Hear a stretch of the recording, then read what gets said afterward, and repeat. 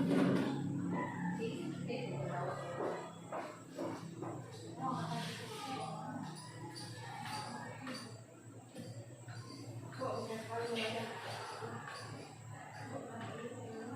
pagi, selamat siang Bapak Ibu Guru.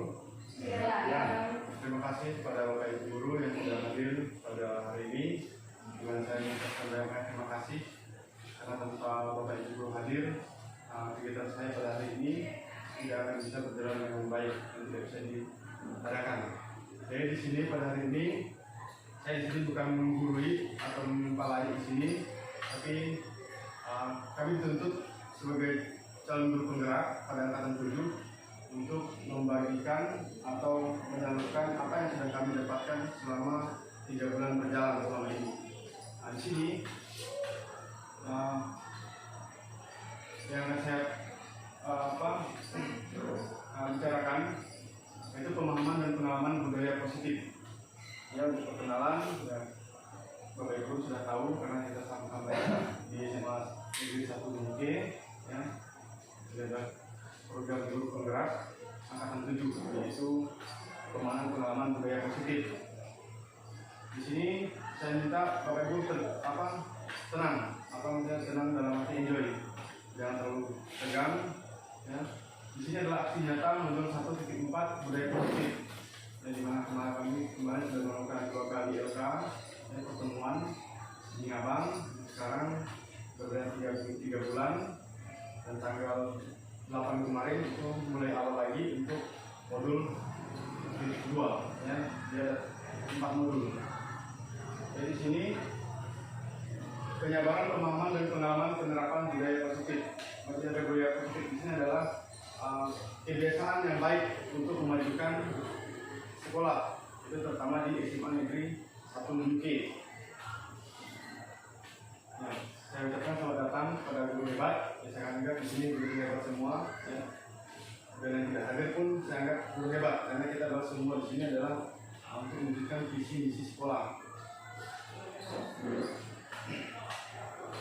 Di sini saya akan mengajak ibu bapak guru, ya, berkolaborasi, saling mendukung, mewujudkan disiplin positif di sekolah kita tercinta.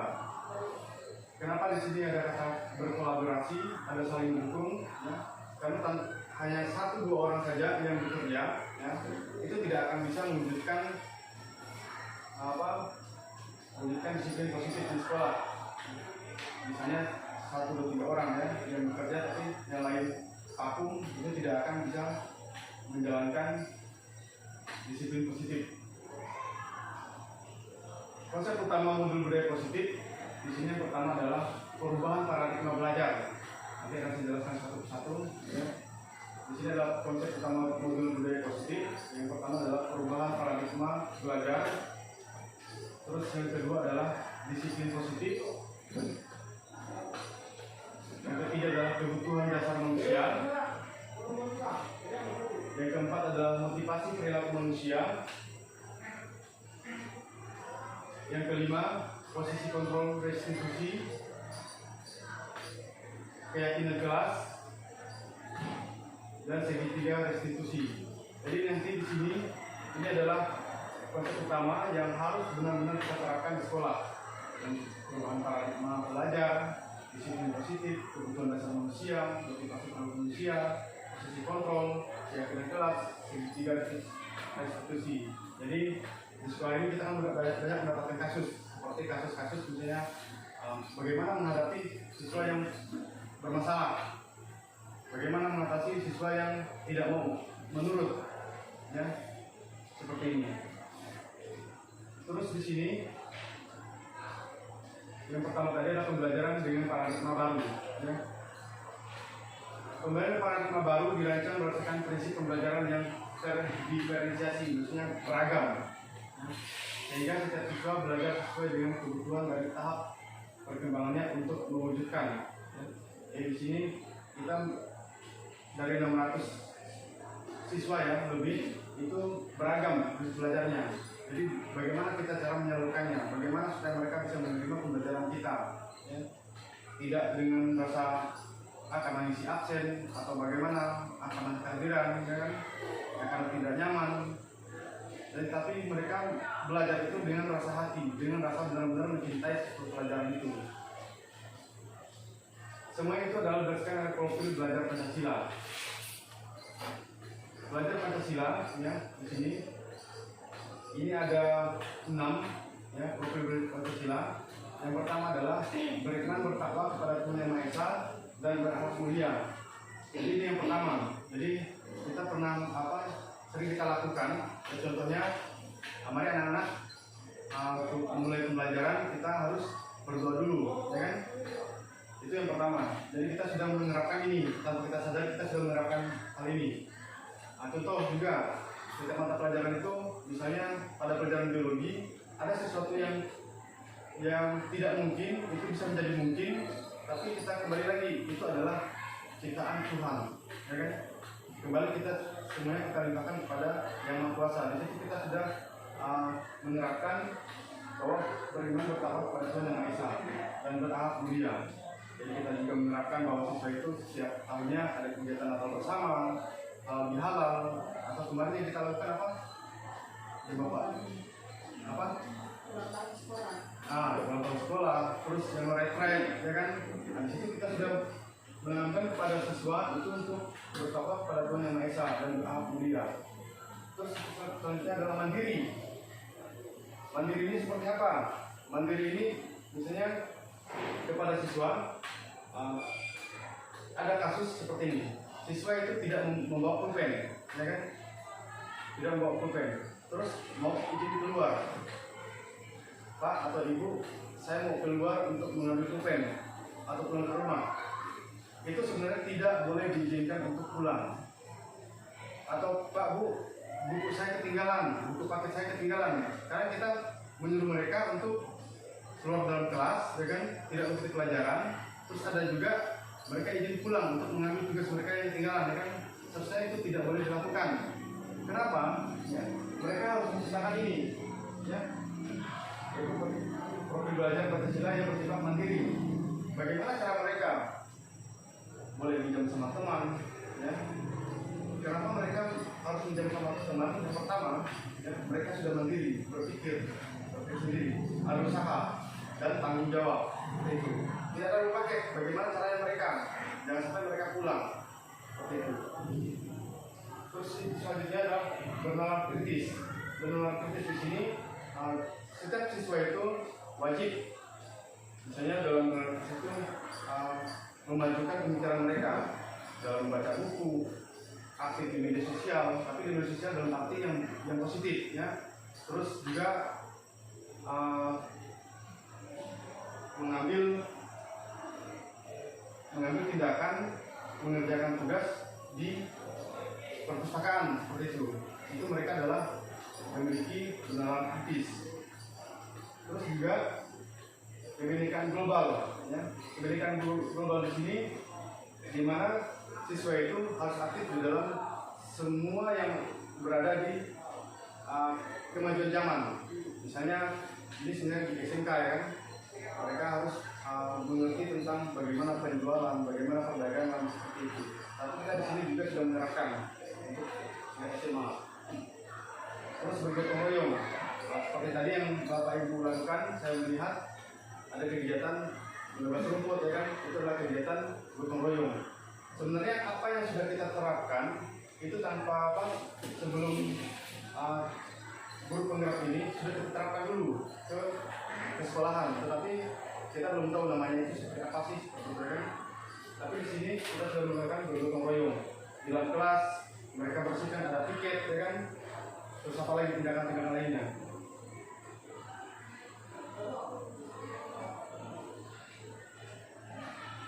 Misalnya membersihkan ruang lab, itu juga adalah salah satu dari tindakan bergotong royong atau saling membantu. Tadi yang temannya tidak ada pulpen dipinjamkan, itu adalah salah satu juga dari sifat bergotong royong atau saling membantu. Terus kreatif di sini ya bukan hanya siswa tapi guru juga harus kreatif, ya. Saya kira di sini semuanya wali kelas, ya. Kreatif di sini siswa kita bisa melihat bagaimana mereka membuat suatu mading dengan kreativitas mereka, ya kan? Ada alat-alat tertentu yang tidak bisa digunakan, mereka gunakan untuk kreatif dan kelas, untuk keindahan kelas, seperti itu. Di sini, apakah ada pertanyaan Bapak Ibu Guru?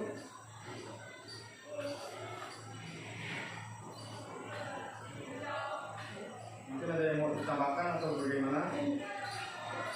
Atau ide lain?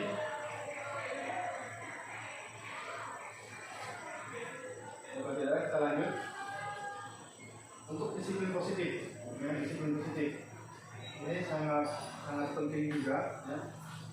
Di sini yang pertama adalah dalam budaya kita makna kata disiplin, ya kan, dimaknai menjadi sesuatu yang dilakukan seorang pada orang lain untuk melakukan kepatuhan.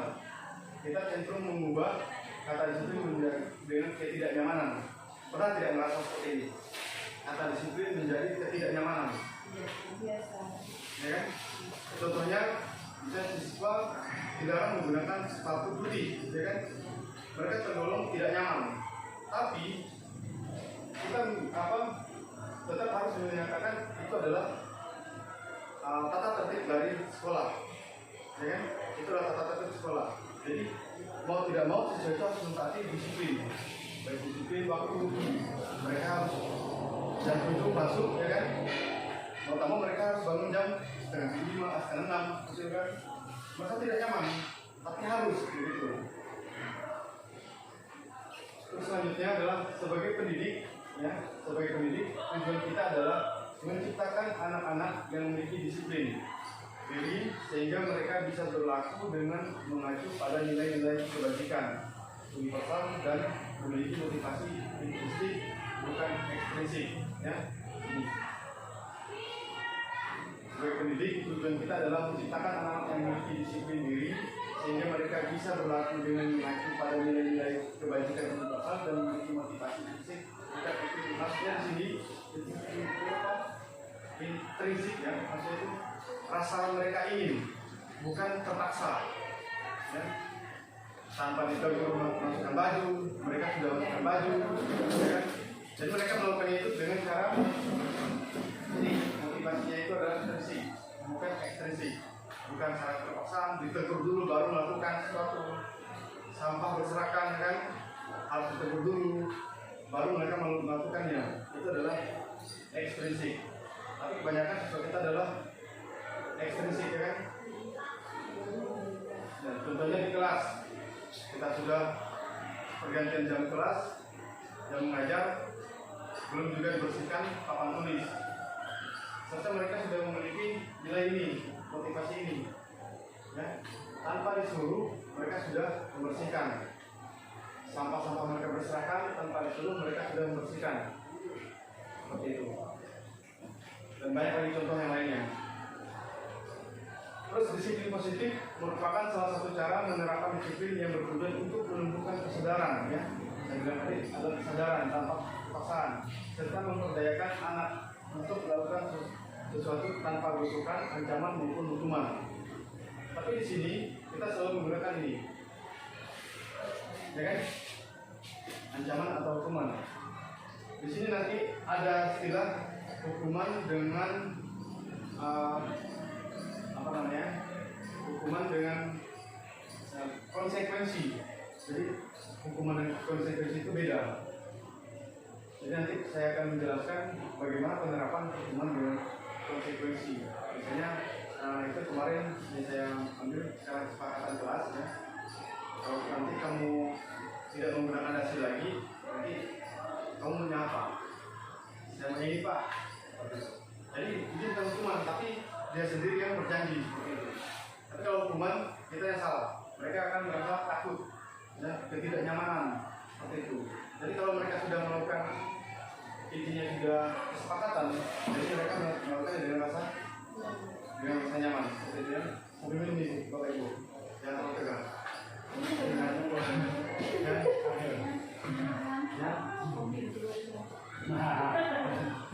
Jadi kita lanjut, ya. Kebutuhan dasar manusia, kebutuhan dasar manusia yang di sini hanya kepada murid, tetapi juga kepada kita, ya. Ini sangat-sangat berlaku untuk kehidupan kita. Yang pertama adalah bertahan hidup, Kita mengajar, menjadi guru, itu sebenarnya untuk bertahan hidup ya kan. Siswa sekolah supaya mereka juga bisa bertahan hidup ke depannya. Terus orang tua kita bekerja untuk bertahan hidup anak-anaknya. Nah, di sini saya kembali lagi untuk mengingatkan kembali, kita ini adalah guru, ibaratkan petani. Kenapa saya katakan ibaratkan petani? Siswa itu adalah ladang atau benih. Kita ini adalah petani, sedangkan siswa itu adalah benih. Karena seperti ini, kita diibaratkan, ini ibarat kata Kiai Dewantara, ya.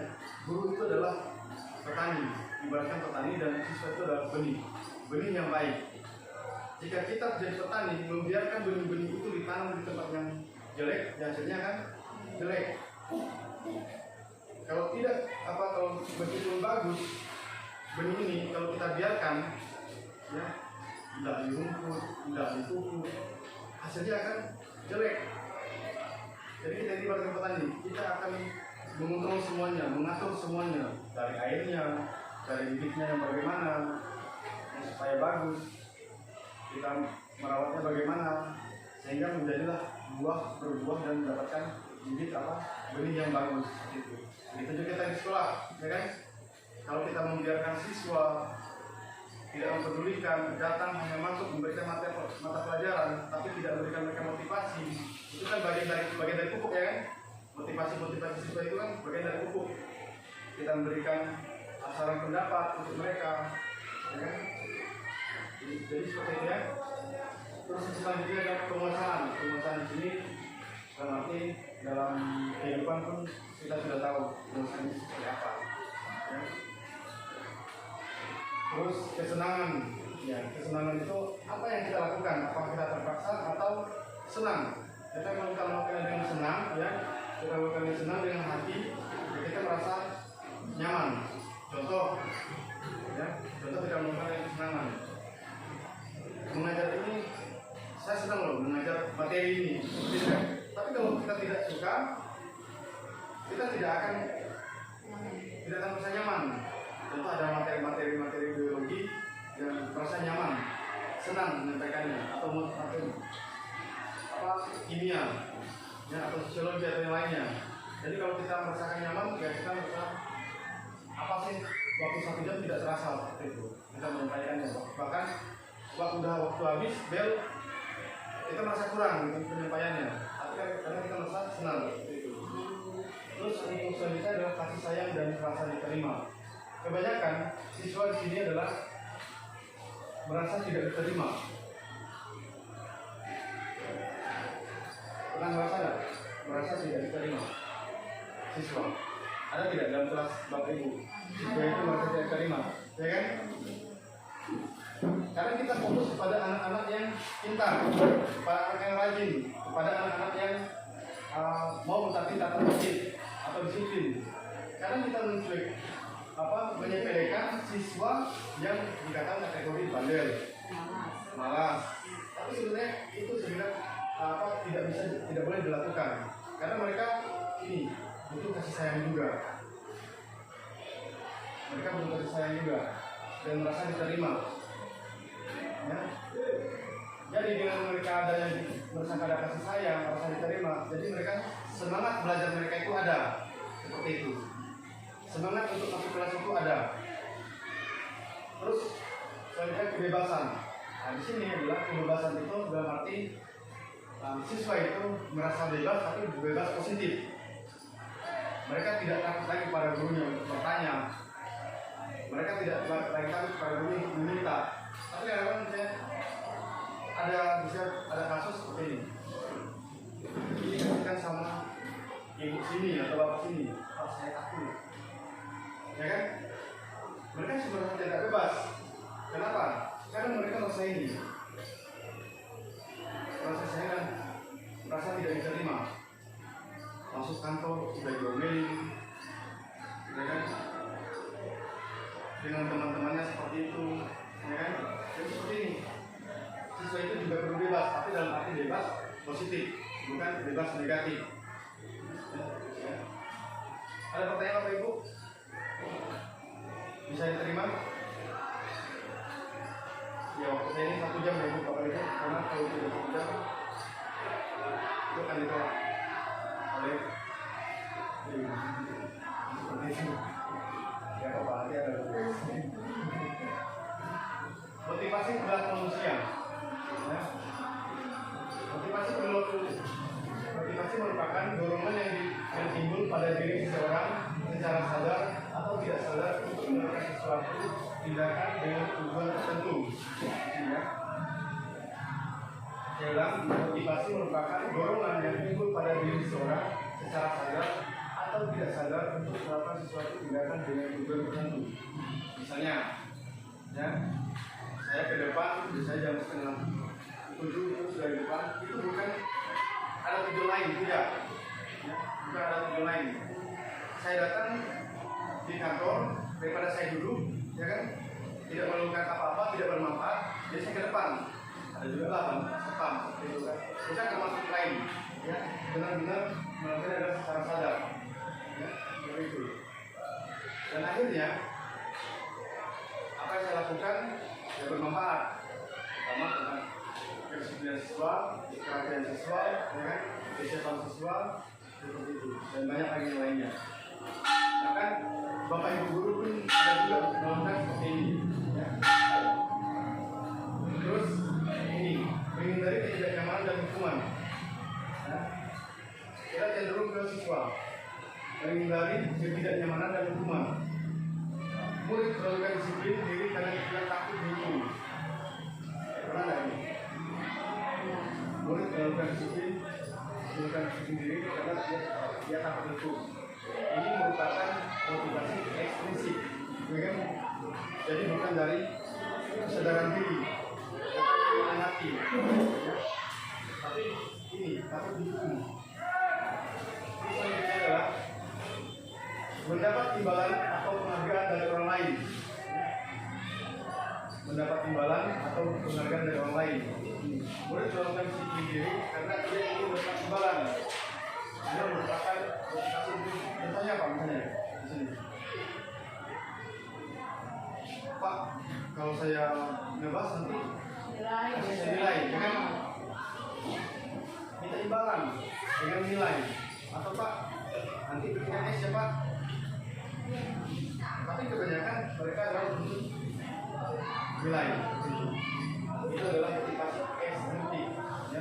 Bukan keinginan dari hati. Menghargai nilai yang diberikan diri sendiri. Murid melakukan disiplin diri karena sadar akan nilai yang diberikan dirinya. Ini merupakan motivasi ekstrinsi. Misalnya tanpa disuruh pun siswa sudah bisa bersihkan kelas. Tanpa disuruh siswa sudah bersihkan baju. Tanpa disuruh siswa sudah mengerjakan tugas. Ya kan? Tanpa diingatkan kembali. Bahkan ada siswa, Pak, untuk selanjutnya kita mengerjakan yang mana? Seperti itu kan? Itu adalah yang mulai nilai intrinsik. Nah, di sini peran kita adalah bagaimana siswa itu memiliki motivasi intrinsik, bukan lagi motivasi ekstrinsik. Kalau apa dengan sadar diri, mereka sudah bisa memulainya. Konsep disiplin dengan identitas gagal. Dan di sini ada dua, yaitu adalah hukuman dan penghargaan. Ya. Konsep disiplin dengan identitas gagal. Gagal itu bukan berarti apa yang sudah kita lakukan kemarin itu gagal, sebenarnya tidak. Ya. Tapi di sini yang lebih baiknya itu seperti apa? Gitu. Ya. Yang pertama adalah kalau hukuman itu akan menyakitkan siswa ya. Siswa itu merasa sakit, merasa terpaksa. Yang kedua adalah merasa tidak nyaman. Kalau dihukum itu kan, bukannya enak, bersihkan di toilet. Terus murid takut, karena ini saya takut mengikuti Islam. Kalau tidak mengerjakan tugas nanti saya disuruh tiarap, tapi tidak. Atau disuruh keluar dari kelas, kan kebanyakan seperti itu. Ini kan rasa takut siswa. Atau disuruh kerjakan lagi tambahan, kerjakan rasa takut. Terus memaksa. Jadi apa yang kita berikan sama mereka, mereka sepertinya kita memaksa mereka untuk melakukan sesuatu. Ini adalah hukuman. Terus murid menyembunyikan kesalahan, ya kan? Murid menyembunyikan kesalahan. Kadang-kadang siswa tidak berikan tugas, dia nyontek. Kesalahannya apa? Dia tidak berikan tugas, tapi dia menyembunyikan seperti apa? Dia menyontek, tapi tidak berikan tugas. Salah-salah menyembunyikan kesalahan. Terus murid menjadi resah diri, bapak rendah diri, jadi dia merasa tidak percaya diri karena tadi ada karena itu dia malu, ya kan? Dia minder, jadi psikologi anak itu terganggu karena hukuman ini tadi. Terus selanjutnya penghargaan, ya, penghargaan itu sebenarnya tidak efektif, ya. Kenapa tidak efektif? Jadi kalau kita memberikan siswa itu hal yang bisa juara satu ini ya, yang bagus, juara satu kita berikan misalnya uang 100.000 misalnya. Kenapa tidak efektif? Jadi yang lainnya itu merasa minder. Saya tidak mampu, saya tidak akan bisa. Karena kan kita mengetahui kemampuan siswa itu terbatas. Antara satu dan satu itu berbeda. Contoh ada siswa kelas 11 I3, ya, saya lihat di situ dia tidak mampu dalam belajar, tapi dia mampu dalam melakukan bakat. Misalnya sepak bola dia bisa, dalam segi olahraga dia bisa, ya, seperti itu. Tapi tidak bisa disamakan dengan siswa yang pintar tadi. Terus hanya rusak hubungan atau sifat iri. Yang juara satu tadi dapat uang, sementara yang juara dua tidak. Ya, itu dalam menjadi hubungan itu rusak. Rasa iri pada siswa itu ada di antara siswa. Itu juga itu ya. Terus mematikan kreativitas. Ada yang tadi rusak hubungan tadi, jadi kreativitas siswa itu terganggu. Menghukum dengan sistem ranking. Maksudnya di sini apa, Bro? Menghukum dengan sistem ranking.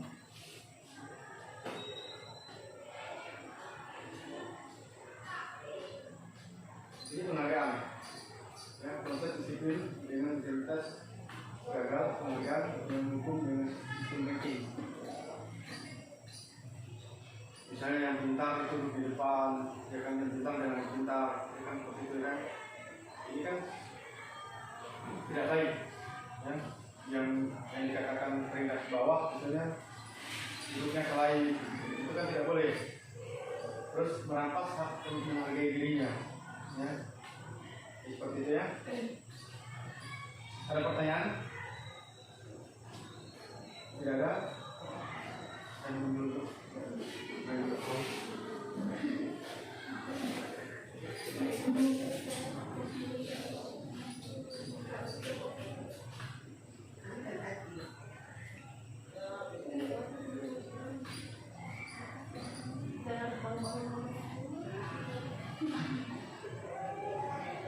Untuk selanjutnya adalah konsep disiplin dengan identitas sukses.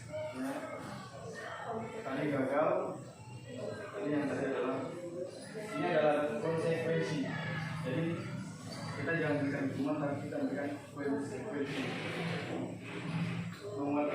Penguatan jangka pendek. Ya. Terus selanjutnya adalah perlu monitoring berkelanjutan. Misalnya kita akan kontrol siswa ini. Ya. Jadi disiplinnya tugas kamu bagaimana, jurusan kamu bagaimana. Jadi kita monitoring terus. Apalagi kita sebagai wali kelas, ya kan, dan guru kelas, kita masuk ke kelas, kita lihat, kita cek kebersihannya bagaimana. Kalau tidak, apa yang dikatakan Pak Kolek, perhatikan dulu pakaian, kelengkapan siswa dan kebersihan kelas, ya kan. Ini. Jadi kita perlu monitoring berkelanjutan.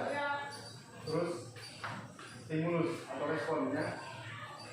Selanjutnya adalah murid menghormati peraturan. Karena dengan adanya konsekuensi tadi, siswa akan merasakan ini.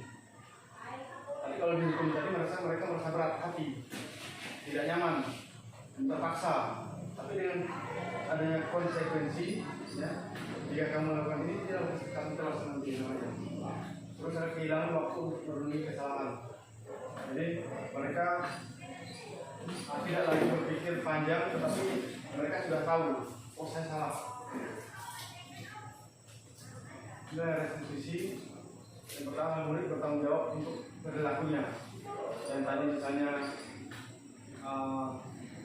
ada siswa yang bermake up misalnya terlalu tebal, tanpa ditegur dia sudah sadar diri, ya. Ataupun kita tegur, oh ya Pak atau Bu, saya salah, saya minta maaf, saya siap melakukan ini untuk menebus kesalahan saya. Terus fokus pada pemecahan masalah jangka panjang. Pemecahan masalah ini misalnya ada kasus anak, misalnya 2 orang, ya, mereka saling lempar-lempar kue, misalnya kan, lempar-lempar kue, terus tak kena guru atau kena teman yang lain. Jadi kita sebagai guru di sini, kita jangan memarahi mereka terlalu berlebihan, tapi kita kasih pandangan. Kita tanya, apakah perbuatan kamu ini baik atau tidak? Kalau mereka mengatakan tidak baik Pak, ya kalau itu kedepannya kamu jangan seperti itu. Terus untuk tahap ini, apa yang akan kamu lakukan? Saya akan perbaiki diri. Nah, ini adalah pemecahan masalah. Kalau kita mengatakan kamu bodoh, kamu tidak baik, siswa akan takut, siswa akan tidak percaya diri, ya, seperti itu. Nanti kalau nanti ke depannya jika kamu melakukannya lagi, apa yang akan kamu lakukan? Apa yang akan ini konsekuensinya, ya kan? Saya siap Pak atau Bu, saya akan menunggu sampah semua kelas. Murid bertanggung jawab untuk perilakunya, apa yang sudah dilakukan, atau murid menghormati peraturan, seperti itu. Tapi kalau kita bentak-bentak mereka, jadi mereka menjadi takut, ya. Terus murid menghormati dirinya dan orang lain, ya, seperti itu. Mereka tidak akan lagi seperti itu, ya kan? Terus teori kontrol, dirinya memegang kontrol, ya. Di sini dia tidak akan melakukan kesalahan lagi. Murid semangat memperbaiki kesalahan. Jadi contohnya di sini saya lihat di mereka ada beberapa siswa, si Bio atau si siapa, ada beberapa, kadang mereka rapi, kadang mereka tidak. Tapi tanpa ditegur lagi, mereka sudah langsung masukkan bajunya. Pak, maaf Pak, saya tidak ada dasi karena ketinggalan. Ini bagaimana solusinya? Ya, apakah mereka kita marahin atau kita tegur atau kita berikan mereka motivasi yang baik, motivasi ekstensif atau intensif, seperti itu. Selanjutnya adalah konsep disiplin pendekatan restitusi, ya. Sebuah cara menanamkan disiplin positif pada murid. Pengertian restitusi, ya. Mungkin tadi Bapak Ibu bertanya, apa sih restitusi? Ya kan? Apa restitusi? Restitusi adalah proses menciptakan kondisi bagi murid untuk memperbaiki kesalahan mereka, ya. Sehingga mereka bisa kembali pada kelompok mereka dengan karakter yang lebih kuat, ya. Seperti itu. Adalah kondisi bagi murid untuk memperbaiki kesalahan mereka sehingga mereka bisa kembali pada kelompok mereka. Maksudnya kembali ke kelompok mereka di sini, mereka merasa diterima, merasa dihargai, seperti itu. Baik dalam kelas, baik dengan gurunya, seperti itu. Terus dengan karakter yang lebih kuat, jadi mereka terdorong kembali untuk menjadi yang lebih baik, tidak lagi merasa bersalah, tidak lagi tertekan, seperti itu. Dengan menggunakan pendekatan restitusi. Terus ciri-ciri restitusi, jadi saya kadang-kadang susah nyebutnya restitusi atau restitution, gitu ya Pak? Ada ya Pak? So Inggris kan, restitution. Ya, kita kembali. Yang pertama adalah bukan menebus kesalahan, namun belajar dari kesalahan. Ya, ini adalah ciri-ciri restitusi. Bukan menebus kesalahan, namun belajar dari kesalahan. Seperti itu. Terus memperbaiki hubungan, di mana hubungan siswa dengan siswa, guru dengan siswa itu yang dulu renggang menjadi baik kembali. Ya. Terus paksaan. Jadi kita menawarkan tadi, apa yang akan kamu lakukan ke depan jika kamu salah. Jadi seperti itu. Kalau kita paksakan misalnya tadi apa? Bersihkan ini, berikan paksaan. Tapi kalau kita menawarkan dulu pada awalnya, mereka akan melakukannya. Oh ini dengan saya sudah kemarin sudah berjanji sama Bapak Ibu guru bahwa kalau saya salah, saya akan melakukan ini, ya, seperti itu. Mereka tidak terpaksa, ya. Terus menuntut untuk melihat ke dalam diri. Jadi contoh kemarin kasus siswa itu ditegur tidak mau lagi bawa sepatu putih, ya kan? Saya sebut namanya si Hiji, sudah 3 kali ditegur, berikan hukuman, panggil orang tua, tidak lagi. Jadi pas kemarin dia datang di kantor, Pak, saya pakai sepatu putih. Kamu tahu peraturan sepatu? Jangan menggunakan sepatu berwarna kecuali hitam. Itu ya. Terus kalau di situ, ya Pak, saya biarkan dulu. Selama 1 jam dia mungkin merasa sih, Pak, saya ngapain di sini? Saya mau belajar. Kamu jangan belajar dulu. Kamu perbaiki dulu dirimu. Kamu lakukan kesalahan apa? Setelah itu baru dia, Pak, saya salah. Saya tidak mentaati peraturan sekolah. Terus bagaimana ke depannya?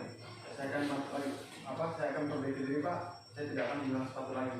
Tapi mudah-mudahan ini berkelanjutan. Tapi tetap akan kita monitoring. Tetap akan kita pantau. Jangan kita biarkan.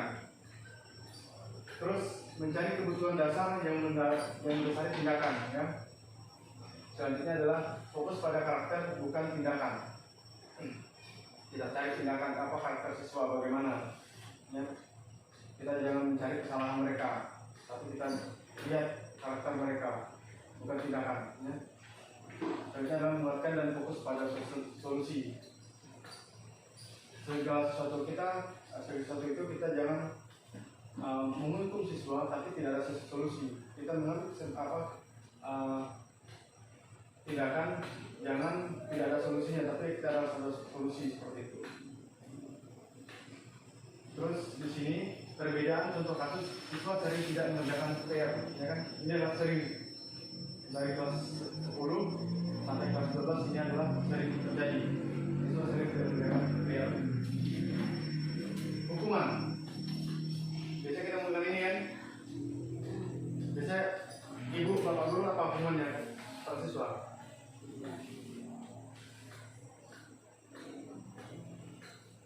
Saya pernah melakukan hukuman kepada siswa itu berdiri depan kelas, terus suruh keluar kelas, membersihkan toilet, menyapu halaman, atau berlari, dijemur 10 menit, ya kan? Biasa kan? Push up, ini adalah hukuman.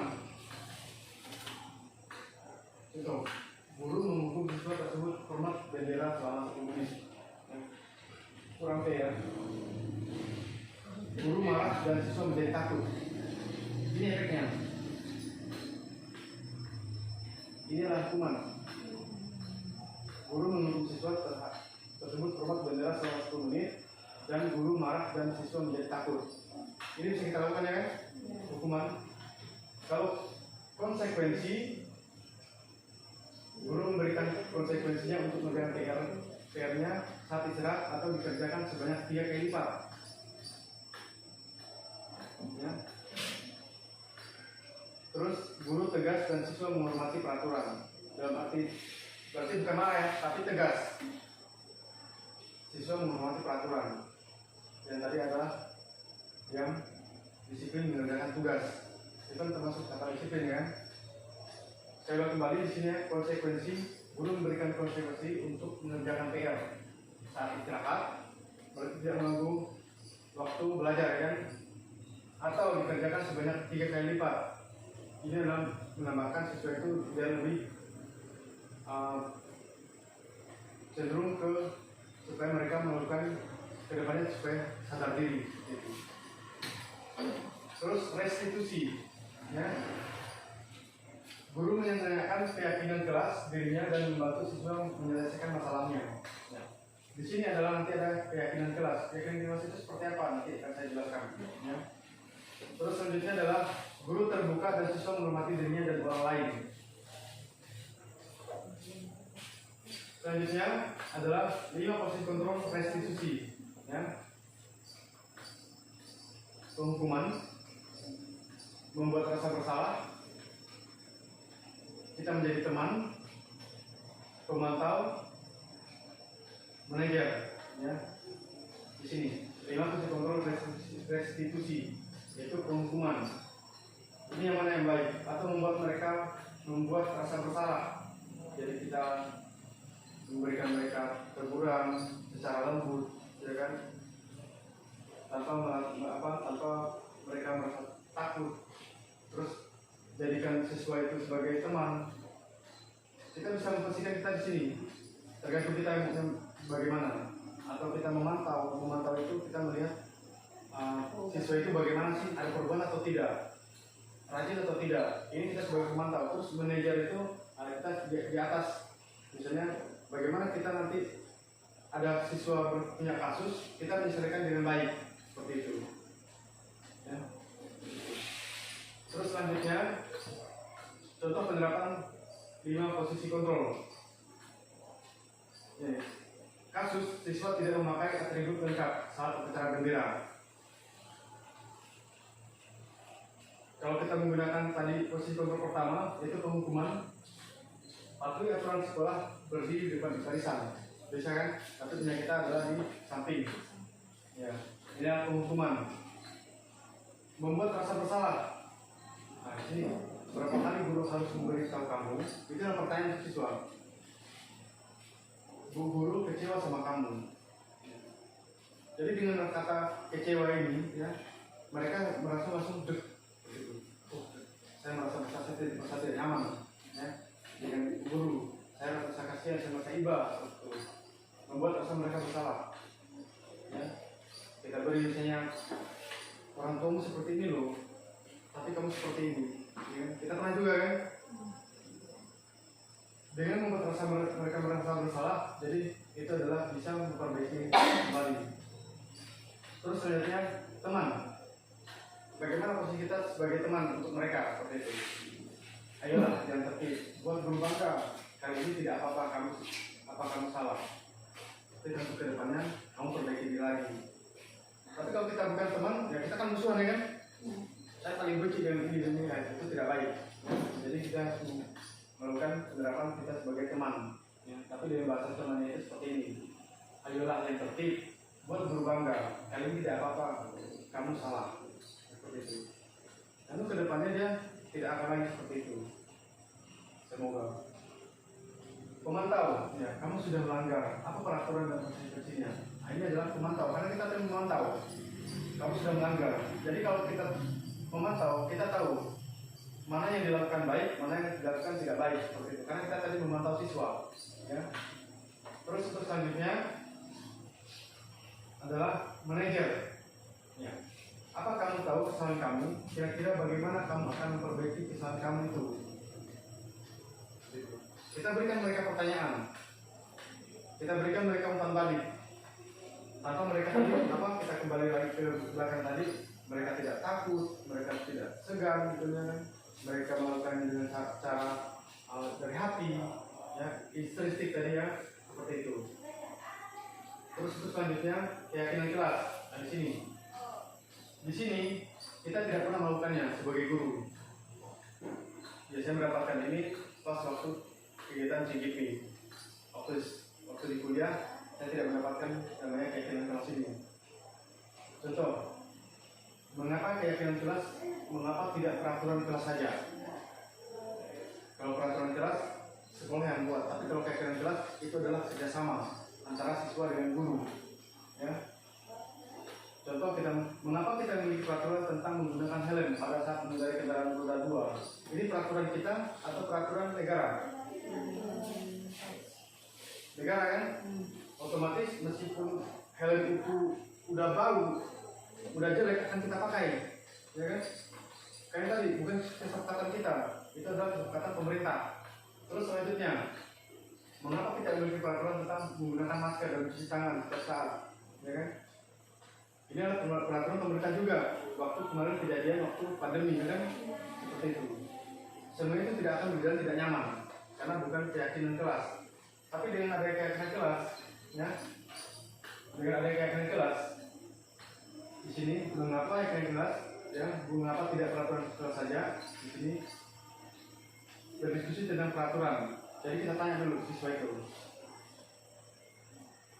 Keyakinan kelas apa? Misalnya saya guru, Bapak Ibu adalah murid.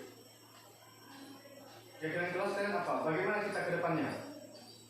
Berdoa Pak sebelum memulai pembelajaran. Oke, kita tulis. Ya, dan lain-lainnya ya. Nanti saya jelaskan juga. Nanti ini adalah merumuskan peraturan menjadi keyakinan. Ya. Peraturan sebenarnya tapi menjadi keyakinan. Jadi kita harus bicarakan lagi dengan siswa. Terus selanjutnya adalah menempelkan keyakinan kelas di kelas. Jadi kemarin sudah saya buat tapi belum saya tempel, ya. Seperti itu. Di sini keyakinan kelas 12 MIA 2 SMA Negeri 1 UK. Ini sudah saya buat, tapi saya belum tempelkan. Yang pertama dan waktu. Ya.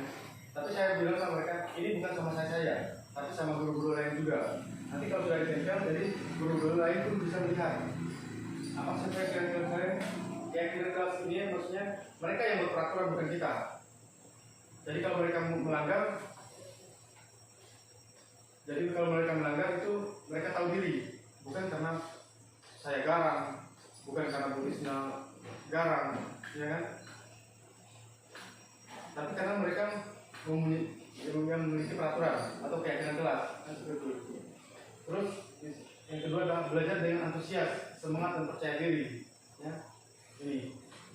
ini janji mereka kemarin. Ya. Terus yang ketiga, saling menjaga kebersihan dan keindahan. Jadi kalau tanpa itu kita bisa menegur mereka. Ya. Ini loh keyakinan kalian. Kenapa masih ada kotor? Kenapa sampah masih berserakan? Ya, itu. Terus selanjutnya adalah saling menghargai sesama. Ya. Jadi mereka harus menerapkan ini. Tidak ada rasis. Ya. Dalam arti rasis ini kan banyak, warna kulit, cantik jelek, agama, suku, ya kan. Jadi mereka bisa saling menghargai. Terus selanjutnya adalah saling membantu dan kerjasama.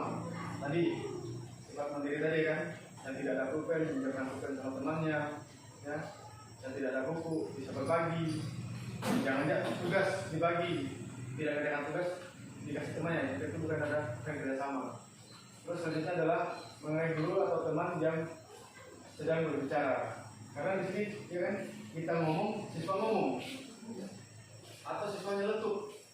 Saya kemarin kelas MIS 3 ada satu orang saya keluarkan ke kelas, tapi itu hanya bulan pertama, ya, karena kita punya kesempatan bagaimana kalau ada yang nyeletuk. Saya siap Pak, kami siap dihukum Pak. Kemarin ada siswa yang nyeletuk, jadi saya kasih hukuman atau konsekuensi. Terus selalu menerapkan 5S, senyum, sapa, salam, sopan, santun. Jadi saya bilang, pertama guru masuk, jam pertama dan jam terakhir guru pulang itu kan wajib saling. Nah seperti itu.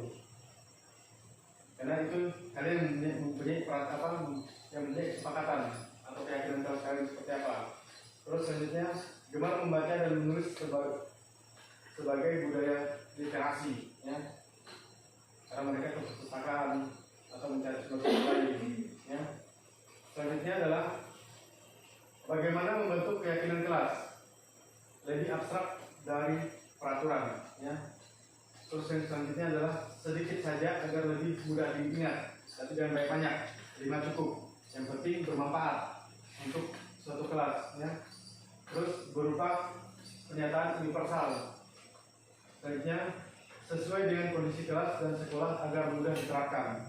Ya, kalau kita peraturan yang lebih tidak sesuai dengan sekolah kan kita juga yang sakitnya, ya kan. Jadi kita menyesuaikan dengan ini, ya, kondisi sekolah. Dibuat dalam bentuk positif. ya, dibuat dalam bentuk kelihatannya, dibuat dalam bentuk positif. Artinya di sini biasanya kalau siswa tadi yang nyeletuk tadi disuruh pulang, itu kan tidak positif, jadi tidak membangun siswa, ya kan. Tapi kalau kamu nyeletuk, apa yang akan kita lakukan? Ya, buat yang positif saja, ya. Semua warga sekolah, kelas atau sekolah dilibatkan saat membuat, maksudnya dalam kelas tadi. Jadi jangan hanya perorangan, tapi guru dengan siswa tadi satu kelas. Segitiga restitusi, ya, di sini tidak kelihatan, ya. Di sini ada tadi keyakinan kelas yang telah disepakati. Nah, terus di sini menstabilkan identitas. Menstabilkan identitas tadi, misalnya kita di sini sebagai siswa, sebagai teman, sebagai manajer, atau seperti apa, seperti itu. Jadi kita bisa menstabilkan identitas. Kita bisa menerapkan identitas sebagai apa, seperti itu. Jangan hanya menerap apa, kita jangan menstabilkan identitas kita satu, kita sebagai guru. Tapi kita bisa juga memposisikan diri kita sebagai teman tadi, bisa juga sebagai kepala sekolah, ya, bisa juga sebagai saudara. Itu ya, buatlah siswa itu merasa nyaman, bukan siswa itu menjadi musuh kita atau kita jadi musuh siswa, jadi seperti itu. Menstabilkan identitas, ya, kita semua akan melakukan hal terbaik yang bisa kita lakukan, ya. Terus validasi tindakan yang salah, semua pelaku memiliki alasan. Jadi kenapa kamu seperti itu? Misalnya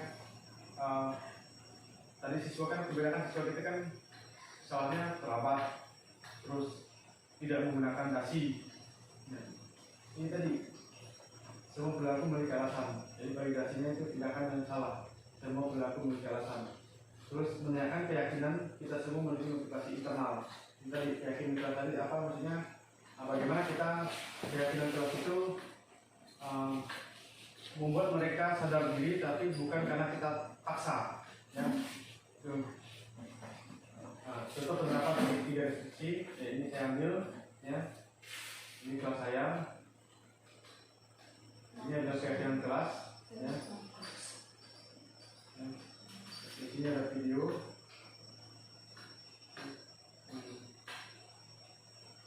Ini saya video. Jadi ya. Tidak ada soundnya. Ini adalah keyakinan kelas tadi, ya. Keyakinan kelas, di mana siswa itu sebelum masuk dan pulang itu wajib mereka melakukan seperti ini. Karena apa? Untuk kedepannya mereka supaya saling menghormati, saling menghargai, ya, baik di sekolah maupun di dunia masyarakat nanti kedepannya. Ini keyakinan kelas mereka. Terus ini adalah juga siswa kemarin menggunakan topi terbalik, ya.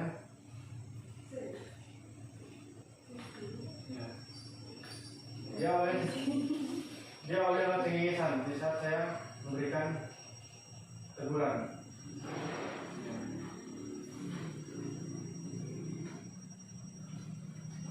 Jadi di sini kita punya keyakinan tadi, ya. Jadi kamu melakukannya lagi, apa yang kamu lakukan kembali? Saya dia. Ya.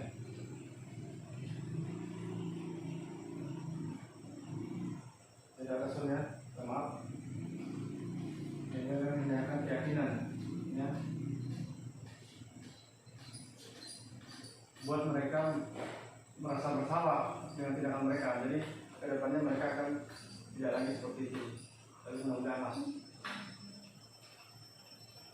Nah, dalam penerapan program disiplin positif, hendaknya guru memiliki standar disiplin kepribadian, proporsional, dan sosial yang baik, di mana guru mampu berefleksi pada posisi kontrol saat ini, bagaimana perjalanan dirinya sebagai seorang among atau posisi manajer yang menuntut murid-murid menjadi insan yang mandiri, merdeka, dan bertanggung jawab.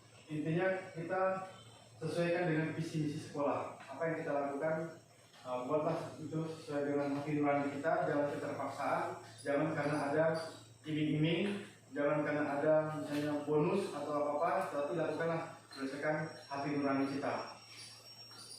Semoga sesi belajar kita hari ini menjadi manfaat sehingga dapat menunjukkan belajar fokus mengajar salam merdeka. Jadi nanti kalau ada yang Bapak Ibu, kalau ada kalimat-kalimat yang salah saya terapkan tadi, yang saya sampaikan, saya minta maaf.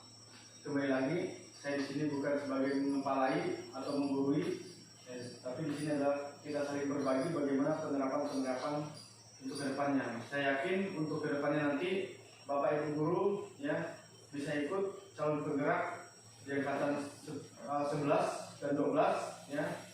Nanti apa yang saya lakukan Ibu juga nanti lakukan ya. Jadi nanti kita bisa saling berbagi, saling berpengalaman. Ingat, calon guru penggerak atau nanti menjadi guru penggerak tidak akan berjalan dengan baik tanpa kalau kolaborasi, tanpa kerjasama Bapak Ibu guru semua. Jadi saya Bang Ayo mengucapkan banyak terima kasih.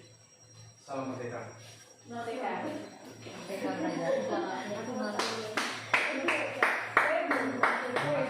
Merdeka. Merdeka. Satu jam. Kok 1 jam kok? 1 jam mana? Lebih dikit ya. Udah bang. Udah.